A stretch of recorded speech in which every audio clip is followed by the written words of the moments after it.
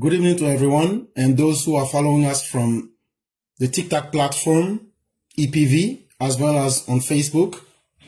It's my pleasure to be your guest tonight, and I'm going to give my best. During the session of answering the questions, I would like everybody to be focused, and I'll do my best to answer your questions. The first question was concerning those who have been arrested in Ivory Coast after the elections. What could be the main reason of those people being arrested? And my answer is very simple. It's the combination of our services of gathering information, as well as the police and every segment of our defense sections that is coming to this common result. And also those people going to the judge on the court to signal what they have been victim of. And through all this process, people who are arrested are going to face justice or be in front before a court. This is the main reason. It has nothing illegal. It's just like we are just following the normal process. Are we going to ever be served justice? Because for the past 15 years, we never experienced real justice in Ivory Coast. My answer is this. For the 15 years of the leadership of President Ouattara, all the segments in Ivory Coast are feeling that there's no justice, whether they can be opponent or regular citizens. Today, the question of justice in Ivory Coast is not something that depends only on government, but it has to be a necessity that is going to define and redefine the future of Ivory Coast. Because without justice, there is no guarantee this country will stay and remain in peace. So the government, for the new term the president has been elected, it becomes an obligation for him to practice justice. Because this is one of the biggest mistakes made by the government for the past 15 years. And if we keep doing this and the same thing, for sure we're going to give in heritage violence, skirmishes, and disorder. And this is not the reason people elected President Ouattara on October 25th, 2025. The main reason for those who went and put their vote in the ballots was motivated by getting justice. And we hope this time is going to be different from the past 15 years, that every citizen will be served justice as it should be. What will be the future of those who have been arrested? In my opinion, I cannot say anything, because giving my own impression or my opinion based on those who have been arrested, this is going to be like I'm giving just my feelings. But when it comes to justice, feelings or opinions are no longer important. We're going to base ourselves on what the judges and the prosecutors are going to decide. Because each crime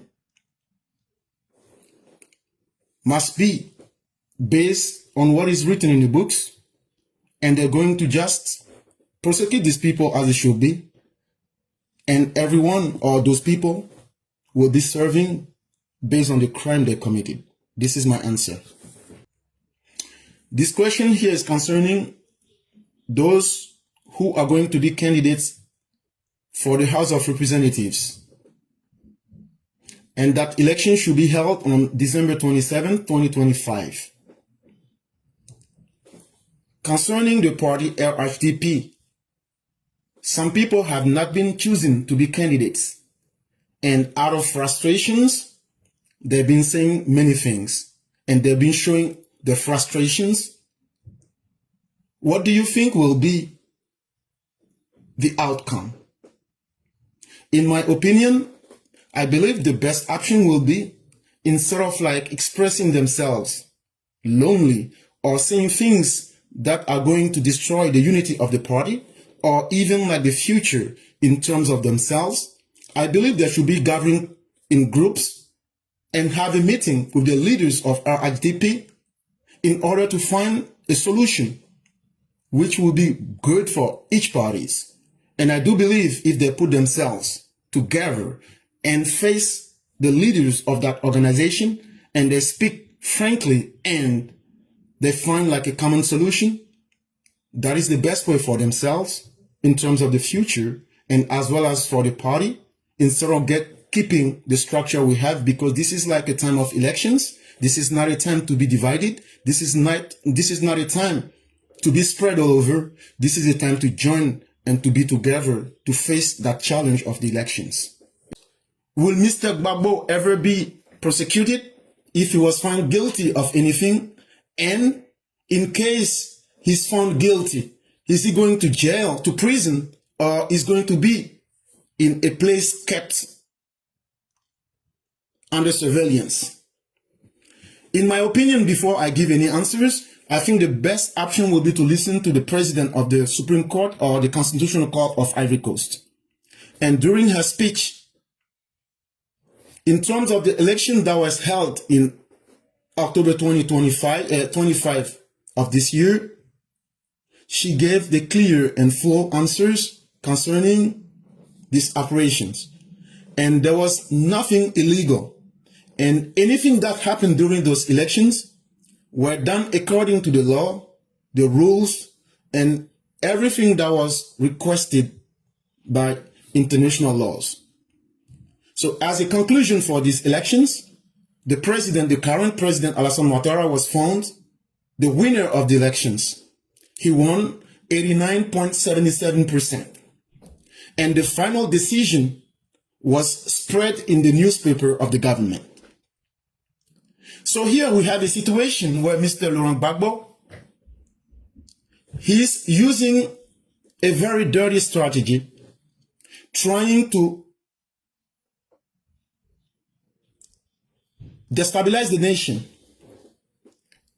He's telling everybody, these elections on October 25th were no elections. For him, this was a civil coup. This was an electoral robbery. He even says during these elections, the current deadly count that he has on his hands is an estimate of 30 casualties. He's also saying that the participation rate for this election on October 25th, 25 is between 7% and 15%. Only Mr. Laurent Gbagbo has those information on his hand. But for anyone who has just listened to the president of the Constitutional Court, all the statements made by Mr. Gbagbo are fully contradicting the final and official conclusion given by the Constitutional Court. Personally, I believe Mr. Gbagbo should be facing legal charges based on his attitude of challenging our final decision coming from the Constitutional Court. And these decisions are final. No citizen should be above the law. And if we do want peace and justice in Ivory Coast, Mr. Gbagbo must be stopped in his efforts of sabotaging our institutions, and he must be paying the price for his actions before the court. And I do not believe Mr. Gbagbo should be given like any second chance. He must be facing the law. If found guilty, he might be sent directly to jail or prisons and not given another opportunity of being under surveillance. He must be fully in jail for him to think of his future. Seeing the general state of Africa, would it be possible to have a level of development, especially in West Africa? Here the answer that I gave is simple.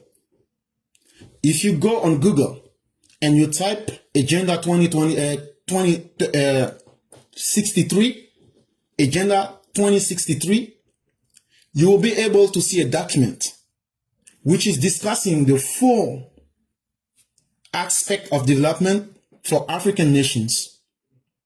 This document was written by Mr. Alassane Ouattara and some other African thinkers in order to give an opportunity to African nations to structure themselves in terms of development.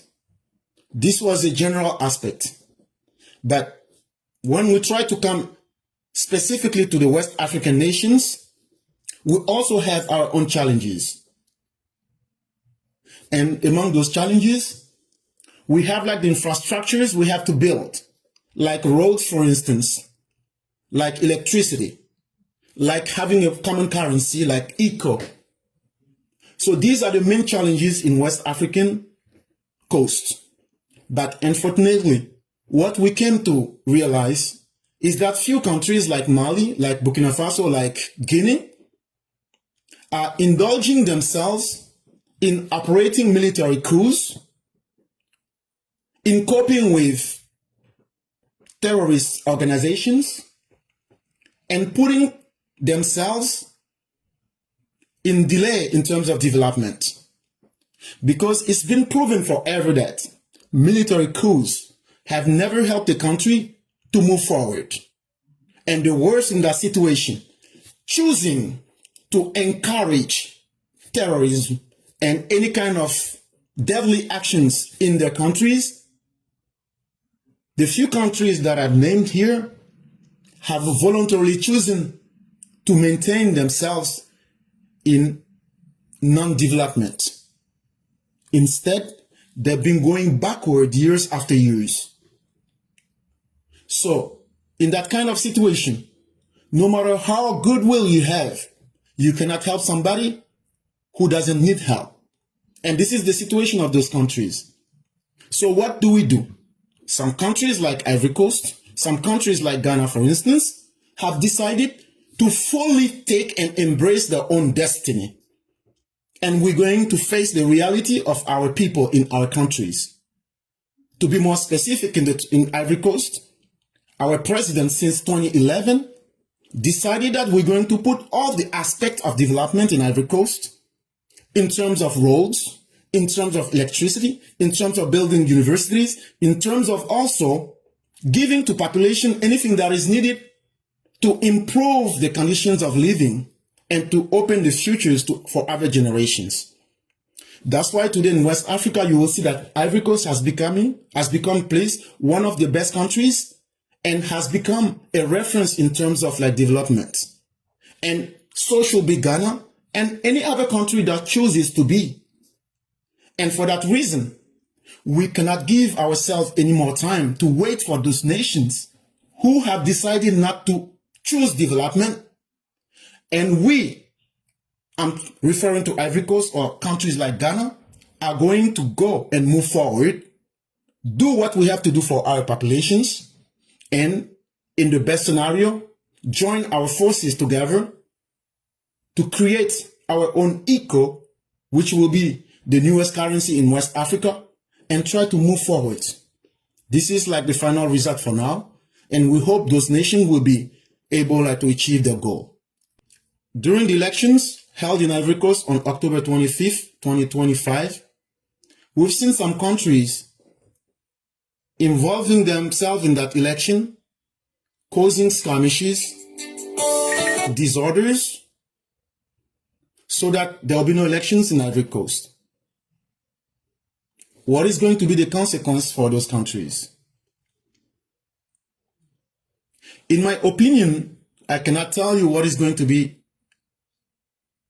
the result or the consequences that they'll be facing. But one thing that I do know is for sure that we have the International Court of Justice. We also have the Security Council of the United Nations. And Ivory Coast has the option, based on the fact and the results and the proof they have on hand, to submit all those details to the Council of the United Nations, as well as the International Court. And from there, they should be able to witness the fact, to understand that we have some countries which are enemies of international peace, are enemies of democracy, and are also promoting terrorism and disorder in the West African coast. Because not accepting election in their own countries, that's their own choice. But promoting violence to prevent elections in foreign countries is an act of terrorism, and the United Nations should be notified about the situation, not only for the future, but also for practical decisions to be taken to put an end to such a behavior, because this is not acceptable. If some countries have decided they will no longer have elections,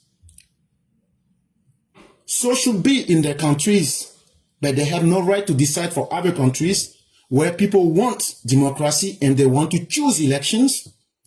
They should not involve themselves to prevent elections in the countries. Seeing that the party of Mr. Laurent Gbagbo, PPACI, is currently involved in skirmishes, violence, looting in Ivory Coast during the elections, do you think this party will ever be dismissed from political aspect in Ivory Coast? In my opinion, I cannot tell you yes or no, because in terms of justice, everything is based on the proofs. And if there is any proof showing that this organization, which is a political organization, I do not believe there's any organization called politically that is motivated in creating bad situations or anything bad for the society. In my opinion, if on the other end, we come to discover that the party of Mr. Gbagbo is creating more bad situations in country and is not offering anything good for the majority of Ivorians, and we have practical proofs showing that they're encouraging terrorism, justice or our system must be able to take full decisions to put an end and dismiss this party or this organization. Because you cannot let a so-called party hide themselves under politics and destroy Ivorians' lives, causing terrorist actions, encouraging them in any other ways possible. This is not acceptable. And so we should be waiting for justice to have proofs and to prosecute them and give us the final decision. Your president has newly been elected, Alassane Ouattara, but before then, he was also given the title of Nana Afriye in Bondoko. Do you believe he's going to be able to join two roles, being the leader, Nana Afriye, and being the president of Côte d'Ivoire? Yes, it is possible, because the traditional title he was given as Nana Afriye is just a traditional recognition, meaning that the population of Bondoko has accepted Alassane Ouattara as one of them, and he has the full respect of the people of Bondoko. And that has nothing to do, because this is just a traditional recognition, and that has nothing to do or to impact on his role of being the leader of Ivory Coast, and he will fully have to do his presidential role and job, and this is not going to affect the traditional aspect and the respect is being given. So thank you. Mr. Ouattara is 83-year-old. Do you think he can be responsive to the youth problems and give the solutions as it should be?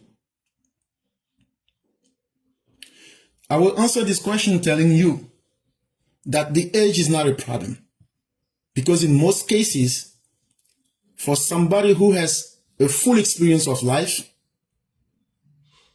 the person must also have some good experience. And anyone who has some experience and knows how to handle it must be able to answer any type of problems in his or her society. And here, this is the case of Mr. Ouattara, because I believe for the role he's been playing in the country and for his large experience all over Ivory Coast, he should be one of the best tools to respond to the need of the youth in Ivory Coast.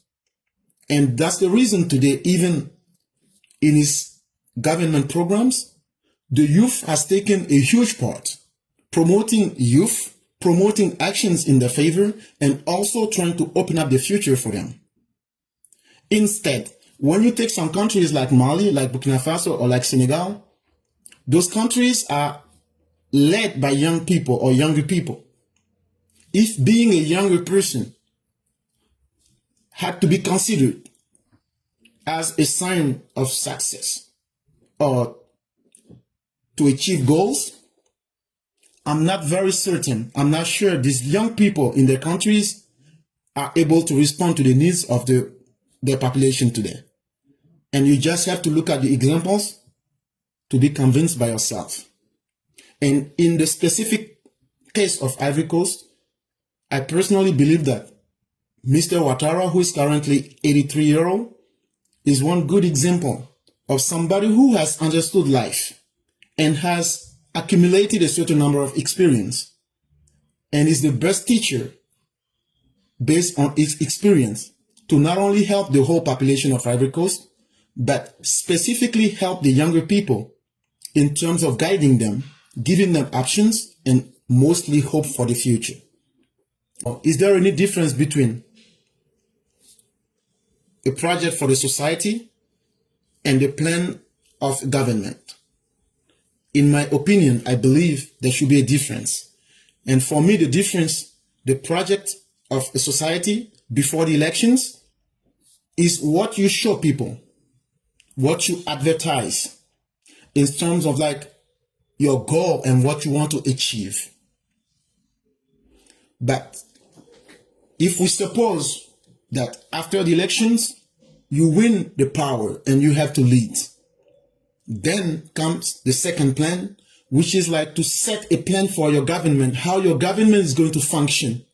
Most of the time, the project you had during the campaign or before the elections is not necessarily linked to the reality.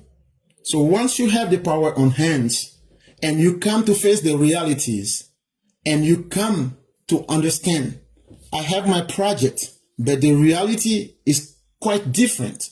From that moment, it's possible for you to adapt your plan for government.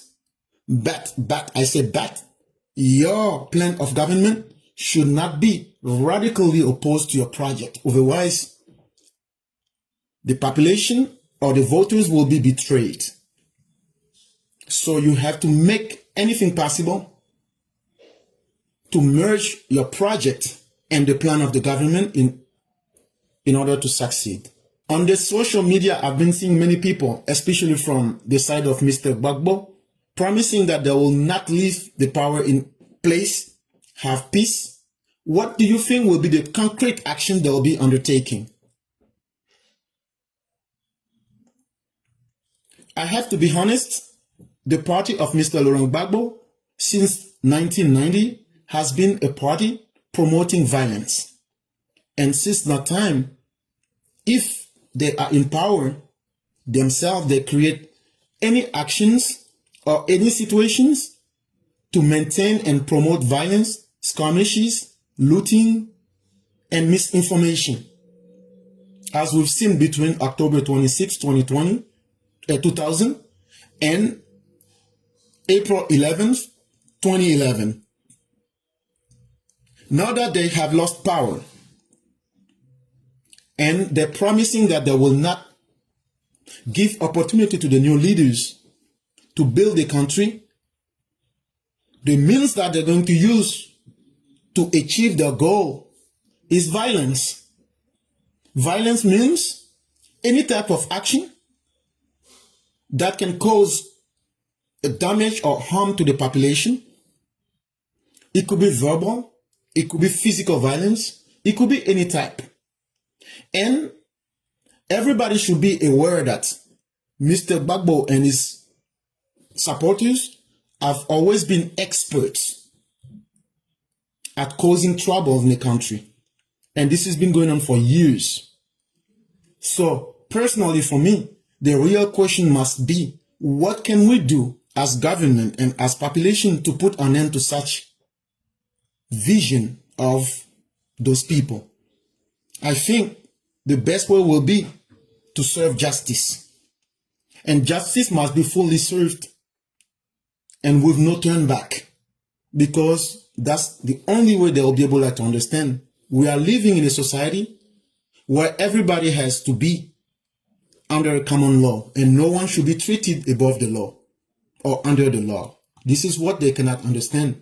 And they believe more in violence, including Mr. Gbagbo and his supporters. And this is where we have to start practicing full justice for them to understand that no matter what they do and how much time it will be taking, they will soon or later be facing the law and question their own future. Do you believe in 2030 for the replacement of Mr. Ouattara? Do you believe in host party? There will be primary elections. Honestly, it's going to be too soon to answer this question, because Mr. Ouattara has newly been elected and we still have 5 years. Saying yes or no to this question will be not so right, because we have to look at the future and be able to have some signs and some elements of evidence that will help us decide how the future might look like. Because saying yes or no now, my answer may not be right, because we do not have many elements to decide so. But I do believe after 1 or 2 years, up to 3 years, we may be able to have some clues, some elements that will help us understand how the transition in his host party might look like or might be. And I think we should give ourselves more patience and more time to see what is going to happen. I usually understand people saying that they will take over up to Bouaké. What do you think of this kind of thinking? I believe it's not only Bouaké, because before you reach Bouaké, when you're coming from the north, you have Korogo, you have Odiene, you have Katiola, you have many cities. So you should be able to understand that it's not only Bouaké, but they're referring to the whole northern section of the Ivory Coast. The whole Ivory Coast from the north part up to Bouaké. But why these people are thinking as such is because their dream is to possess, is to have this section of the country from Ivory Coast. Because in their dreams, they just see what they are lacking in reality. In reality, they do not see the elements of development that they can see in Bouaké or in any other part of Ivory Coast. And for them, if they could have the northern part of Ivory Coast, this will be a section of the most developed part of the country. But development itself is not an acquisition that you can put in your pocket. It is something that you have to work on. It's something that you have to constantly maintain. So my opinion is that instead of dreaming to possess a country, but before having that country, you must fight. You have to operate a war. I will even or instead advise them the money that they should be raising to operate a new war against Ivory Coast before possessing those territories.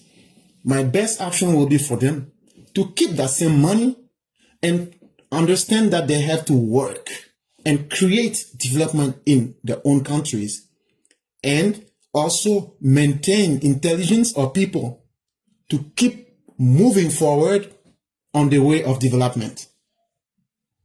They dream to have Ivory Coast, but it's only that people in Ivory Coast have maintained a certain pattern, the pattern of development, the pattern of peace, and the pattern of having responsible leaders. So those countries should be following the same rules. They have to go for elections. They have to maintain their countries in peace. They also have to work in order to achieve development progress. It's not something that is given. It's not something you can just dream of. It's something that you have to work and to get. Do you know anything about the people from Lebanon? Yes, I do know the situation that is happening now. Since yesterday, I've been hearing from some people that people from Lebanon should not be representative of the population in Ivory Coast, and they should not be given opportunity to participate in the elections as representative of people in Ivory Coast. My opinion is that we should not encourage racism and we should not support xenophobic people. I do believe that other countries are open, and I have some examples on hand. Rachel Keke in France, Christelle Yobo in Germany, Abubakar Smaro in Italy, and Kasum Doumbia in Canada. These are all people originating from Ivory Coast, but they have fully been accepted in the countries they're living, like in France, Italy, Canada, and any other countries. So should be the case for people living in Ivory Coast. Because for those xenophobic people living in Ivory Coast, if you are not able to accept other people from any other origins to fulfill and to achieve their goal and the pursuit of the happiness, so you should not let Ivorian people do the same in other countries. I personally believe that we are in a free world and we should promote diversity. When I take specific examples, I know Yasmin Onya. Her father is from Armenia and her mother is from Lebanon. But she's been in the parliament for many years and this has never been a problem. If I take the example of Mohamed Samjishi, who was a close person to Laurent Gbagbo. He was born in Liberia and this has never been a problem. If I take the case of Ilyasu, he's also been very close to Laurent Gbagbo. Same case for Mohamed Lakish. And these people have never been facing any situation. And those people, the xenophobic people, never said anything about these people. Taking the example of Ahmed Kofi Zarou, he's working for the Democratic Party of Côte d'Ivoire. And let's take a practical example of Michel Gbagbo. He's Ivorian, but from his mother's side, he's also a French citizen. And is currently in the parliament of Ivory Coast, and this has never been a problem. And the closest example that I can give you is also Tidjane Thiam. His mother, as well as his father, are all from Senegal. And Mr. Tidjane Thiam has never paid taxes in Ivory Coast. But recently, he wanted to be president in Ivory Coast. How can you accept this, but you will not accept someone based on his skin color or any other consideration? Let me go back through history and tell you. The first person to establish the modern Ivorian economy and to set it properly was named Raphael Salah. And he lived until 1966 in Ivory Coast. And he did a good job for Ivorian until then. Let me give you a second example of Pierre Billon, who's the father of the well-known Jean-Louis Billon in Côte d'Ivoire. He was the first person to build the main mosque in Dabakala, as well as the Catholic Church. This has never been a problem. Let me also remind you Henri Bourgoin, who was one of the mayors in Odiene. And let me also remind you that in years 2000, when Ivorians were trying to vote a new constitution, I do remember some people like Laurent Gbagbo, like Simon Eive, like Brogrebe, and like all these people from the Front Populaire Ivoirien, asking that it should be written in our constitution that for any person who wants to be president, his wife should never be of any color but black. Meaning that the first lady of Ivory Coast should never have a white complexion. She should not be any other race but black. Refusing any white person. And this rule to be put in the constitution was set against Dominique Nouvion, the spouse of Mr. Ouattara, the current president. And let me remind you The stretch of Vrede. How many people from Burkina sacrificed their lives to build the stretch of Vrede? Do you still remember that?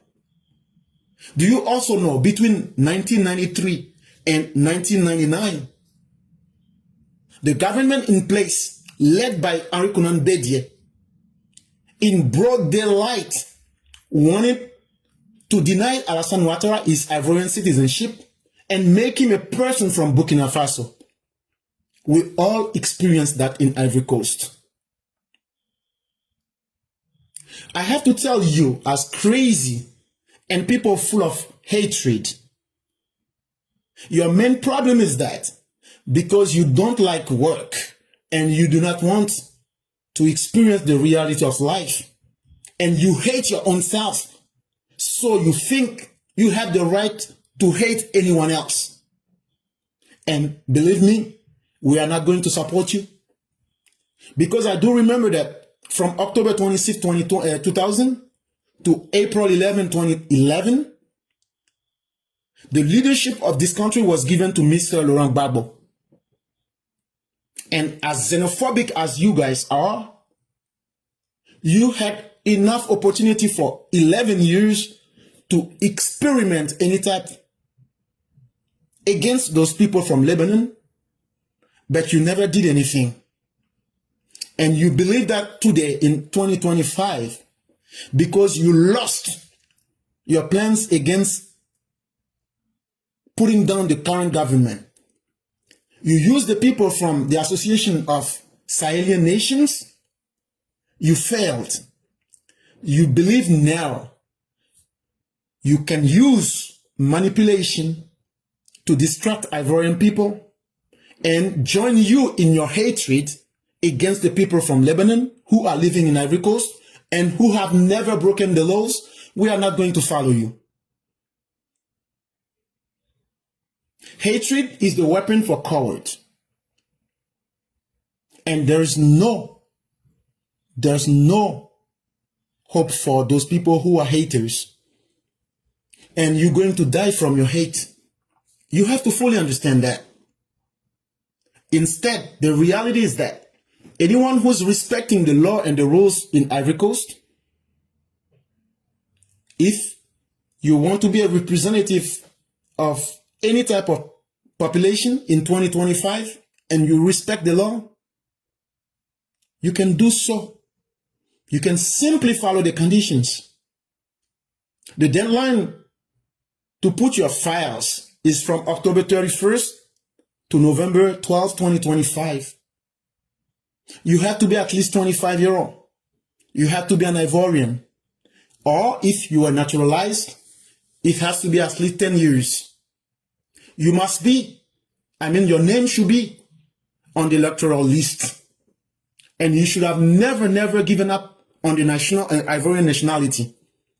And the 5 years before December 27, 2025, you should have been a resident of Ivory Coast in a constant way. Not in a permanent way, but in a constant way. And you will be paying an amount of like $200 as a fee for participation. And you have a set of documents that you should be also joining to your files. And if you respect the law, you will go for these elections and you may be elected. We are not going to support hatred. We are not going to join ourselves with xenophobic people. And we are not going to encourage hate or racism. I've seen many situations or incidents in Ivory Coast after the elections where some buses have been burnt. We even had someone who was killed and also many damages all over the country. Do you think your current president is going to be able to use the resources to finally serve justice? As far as I'm concerned, I do not know how much I can do, but through my voice and the abilities that I have, I can promise you that I'm going to do my best to voice it out that justice must be served. Justice is a necessity in Ivory Coast today. And even if our current government should be using all the resources from government to fully practice justice and to convince all Ivorians, whether you believe or you do not believe in law, I think it's time to act upon, because for too long people have been waiting for justice and not serving it perfectly is turning some people to believe in violence more than the law. And for this time, those 5 years, the main thing we should be working on should be justice. And I do believe our voices are going to be heard, as well as any other actions we're going to be undertaking, so that we can fully believe in law and practice justice. Et donc, je vous remercie, Madingo. Thank you, Professor. Do you believe the current currency, the CFA, that is being used by many countries in West Africa, once the ECO is created, do you believe this is going to be a means of retaliation against the Sahelan nations? I don't believe our intention has ever been to retaliate against anyone. It was not our decision for the current leaders of Mali, Burkina Faso, or Niger to leave the ECOWAS. It was their own decision to leave it. So should be the same in the case of leaving the CFA. We are not going to tell them to leave it. It's going to be up to them. It's going to be their own and personal decisions to decide if they want to leave it or they want to take it. But one thing that we are sure of is that as long as some nations like Ivory Coast or Ghana are ready and maintain their countries in the way of development, and those countries have the willingness to use the new and modern currency that is the ECO, they will do so. It's also their own freedom to choose their own destiny. And this is what we are going to do. Starting from mid-2026 and early 2027, if Ghana and Ivory Coast believe they are ready to use the new currency, they will be doing it.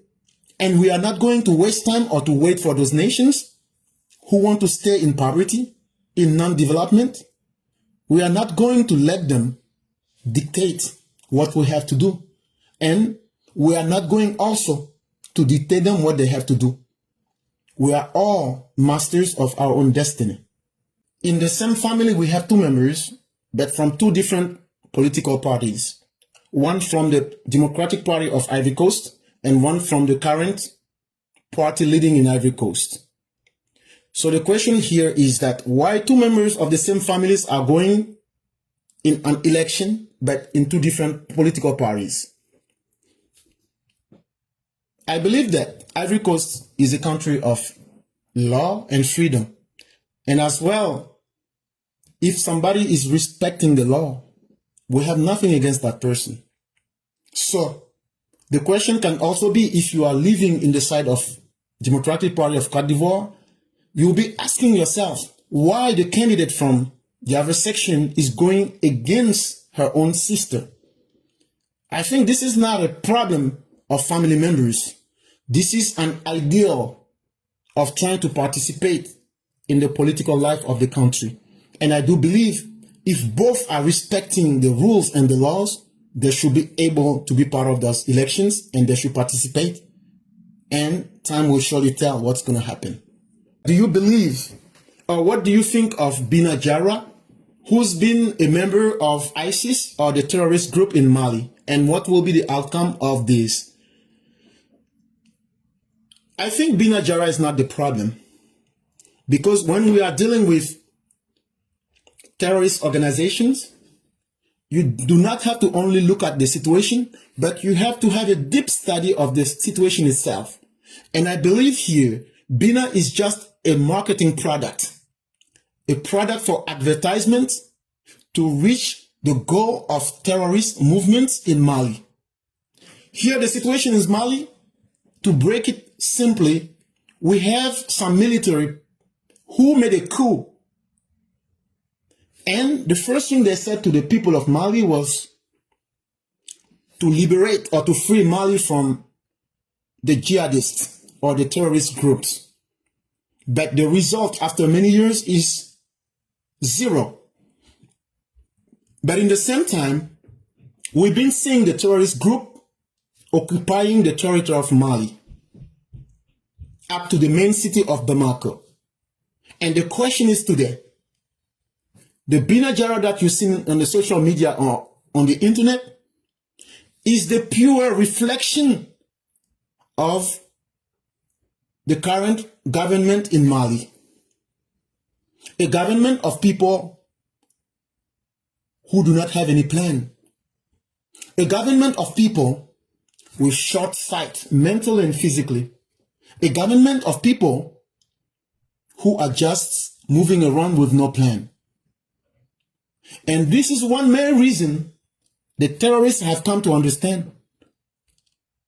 If we want to occupy more territory, why not use some people, some local people, and reach the goals?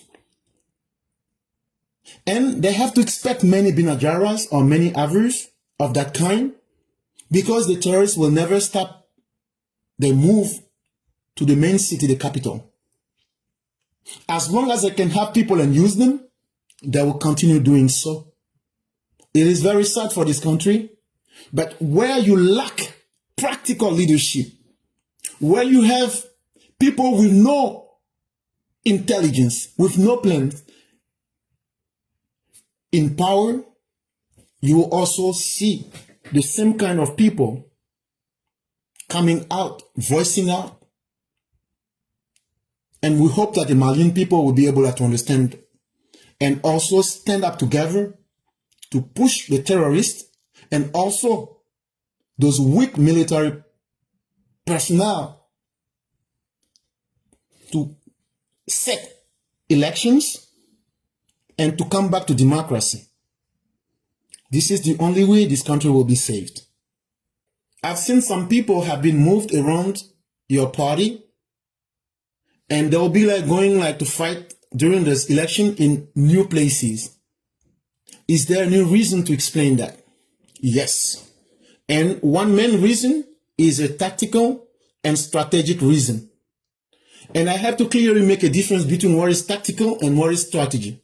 For me, the tactical or tactics is a set of plans to achieve a goal. But the plans and the goal put together are the strategic aspect. And here our strategic aspect is to increase the hold of our current majority in the House of the Parliament. We do believe that as of now we have the majority, but how can we strengthen that option? So this is the main goal that we want to achieve. And for that reason, we have decided, for instance, if I take the case of Yopougon, where Adama Bictogo has been elected as a mayor, why cannot he be also elected as a representative of the population? When we have the opponents are very weakened and they have no strategy, we do believe that if we use the same person in that area, this will also be able to give us more opportunities to get this stronghold and just move forward. And I do believe in a global aspect, this is how the party is thinking to achieve that goal of getting more people and trying also to minimize the mistake that we could have made. Do you believe Laurent Gbagbo is a tactician, or is just somebody with no strategy? I personally believe he's a mediocre person. He's someone with no ideas, and you have to look at his life and understand how he's functioning. Laurent Gbagbo has had several opportunities in life. For instance, from years 1980s up to 1990s, he was somebody who had that opportunity to speak up, to voice, and be able to be understood by people, and we put faith in him. But with time, when he took power, we came to understand that he cannot do anything at all. During the 11 years, no result. Now that he came back to opposition and is no longer surrounded by people who are thinking for him or people who cannot practice violence, we came to understand is someone who's just moving forward as a blind person. No ideas, no plan, no strategy. And in conclusion, I'll just tell you, he is just a mediocre person.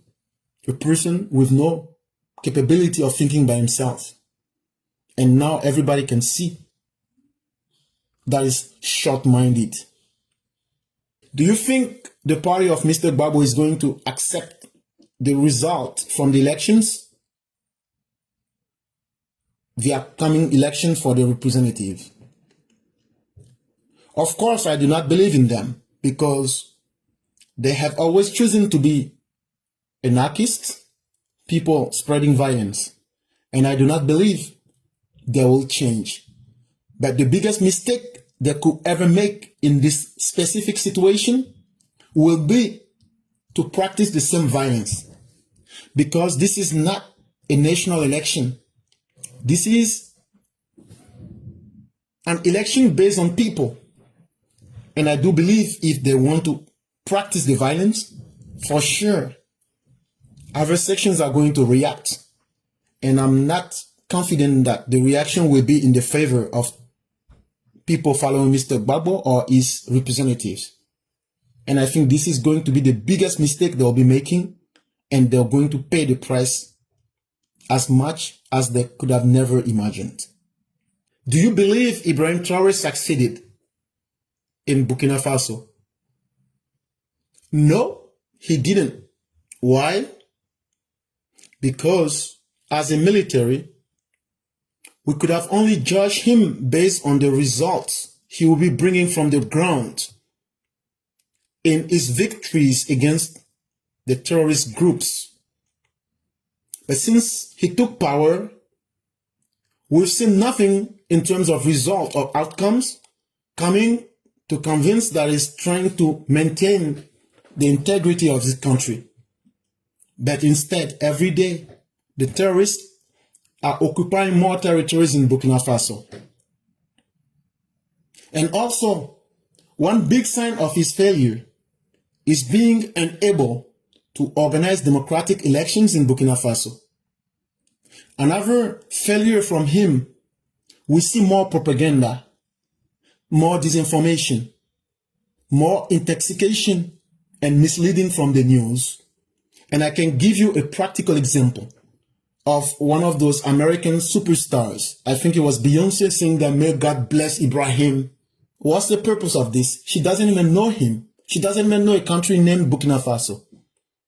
And the manipulation for them has no limit because they're joining the Russian propaganda strategies to just mislead their own population, but also to mislead the African population, giving the impression that they're being like helping Burkina Faso. They're being like making progress in terms of like life quality or offering the people of Burkina a better life. But this is all fake. This is not true. This is all a shadow to distract people. But the reality in Burkina Faso is today is one of the poorest countries on earth.